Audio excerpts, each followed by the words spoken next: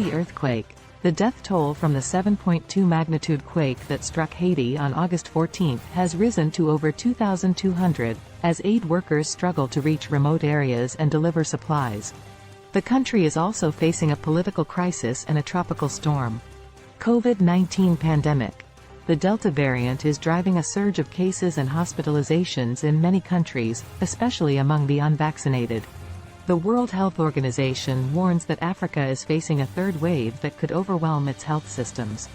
Climate change. A landmark report by the UN's Intergovernmental Panel on Climate Change, IPCC, says that human activity is unequivocally causing global warming and that some of its effects are irreversible. The report urges urgent action to limit greenhouse gas emissions and avoid catastrophic impacts.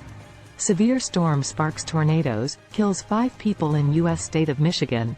A severe storm that spawned tornadoes killed at least 5 people in the U.S. state of Michigan on Saturday. The storm also caused widespread damage, destroying homes and businesses.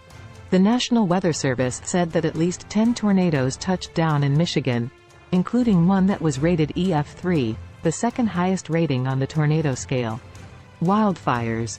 Extreme heat and drought have fueled devastating wildfires in several regions, including Greece, Turkey, California, Siberia, and Algeria. The fires have destroyed homes, forests, and wildlife, and caused air pollution and health problems. Queen Letizia, the Spanish monarch, showed her support for the women's soccer team that won the World Cup in Sydney, joining them in their celebrations and hugging the players. She also impressed fans with her toned physique and casual style.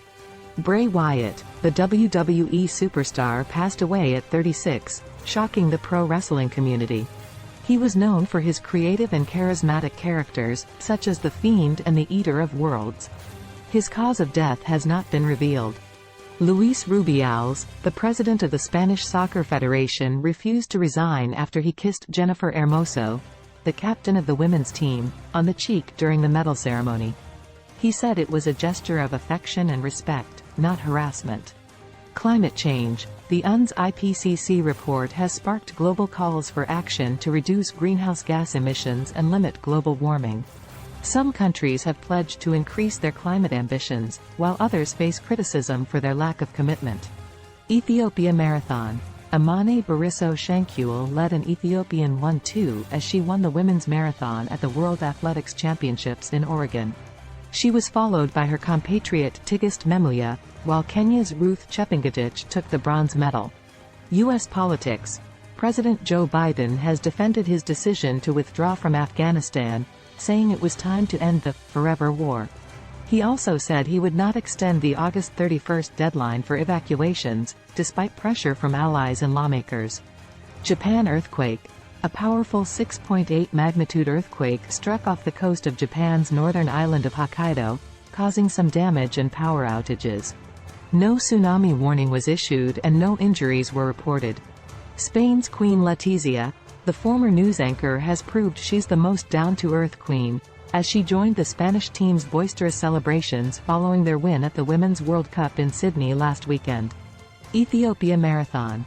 Amane Bariso Shankuel led an Ethiopian 1-2 as she won the women's marathon at the World Athletics Championships in Oregon. She was followed by her compatriot Tigist Memuya, while Kenya's Ruth Chepngetich took the bronze medal.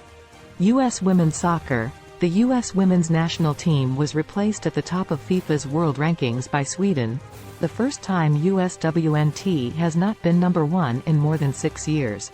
The change comes after USWNT's early exit from the World Cup in July. Australia-China relations. Australia has accused China of undermining its sovereignty and security after Beijing imposed new restrictions on Australian exports and investments. China has denied any wrongdoing and said it was acting in accordance with international law. Canada election.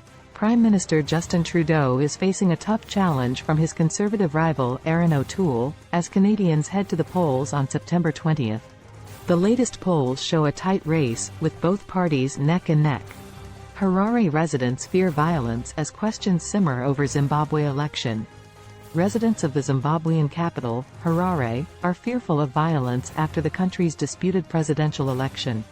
The election was held on Monday, and the results have not yet been released. The opposition has accused the ruling party of rigging the election, and there have been reports of clashes between supporters of the two main parties. Sri Lanka declares state of emergency. Sri Lanka's President Gotabaya Rajapaksa has declared a state of emergency in the country amid ongoing protests over the government's handling of the economy. The state of emergency gives the government sweeping powers to arrest and detain people. Russia-Ukraine war. US, EU, UK to announce new sanctions against Russia. The United States, European Union, and United Kingdom are expected to announce new sanctions against Russia on Monday in response to its invasion of Ukraine. The sanctions are likely to target Russian banks, businesses, and individuals. Russia downs drone near Moscow and suspends flights. Russia's military shot down a drone that entered its airspace near Moscow on Saturday, the Interfax news agency reported. The drone was reportedly flying at a high altitude and was not carrying any weapons. The incident prompted Russia to suspend flights to and from the Moscow region for several hours. Ukraine says it hit Russian military base in annexed Crimea. Ukraine's military said it hit a Russian military base in the annexed Crimean Peninsula on Saturday, destroying a radar station and causing other damage.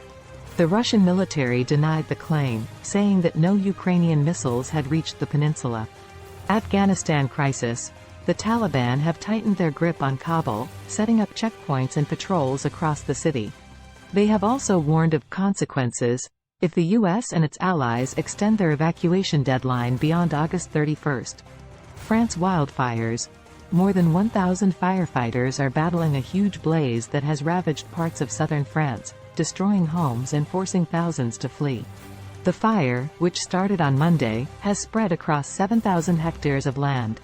Brazil protests. Thousands of Brazilians have taken to the streets to demand the impeachment of President Jair Bolsonaro, who is facing corruption allegations and criticism over his handling of the COVID-19 pandemic. The protests were organized by trade unions, social movements, and opposition parties. Singapore COVID-19. Singapore has reported its highest daily number of COVID-19 cases in more than a year, with 124 new infections.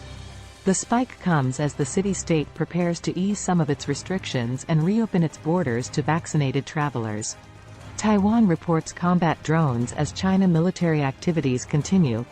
Taiwan's defense ministry said it has detected a combat drone flying over the Taiwan Strait. The drone was reportedly flying from mainland China. The incident comes amid a surge in Chinese military activity around Taiwan.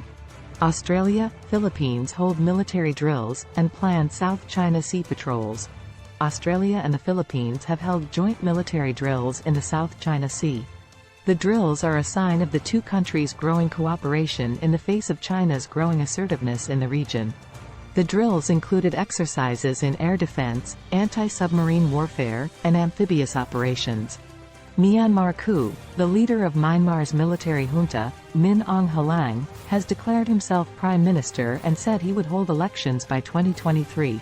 His announcement comes 6 months after he seized power in a coup that sparked mass protests and a violent crackdown. China's economy slows in the second quarter. China's economy grew by 0.4% in the second quarter of 2023, the slowest pace in over 2 years. The slowdown was due to a number of factors, including the ongoing trade war with the United States and the government's efforts to cool the housing market. Libya's LNA launches operations against Chad rebels along the border. Libya's self-styled National Army, LNA, has launched operations against Chadian rebels along the border between the two countries. The LNA said the operations were in response to a Chadian attack on its forces. The Chadian government has denied the attack. Japan PM race. Japan's ruling party has set September 29 as the date for its leadership election, which will decide who will succeed Prime Minister Yoshihide Suga. Mr. Suga announced on Friday that he would not run for re-election, amid falling public support and criticism over his handling of the COVID-19 pandemic.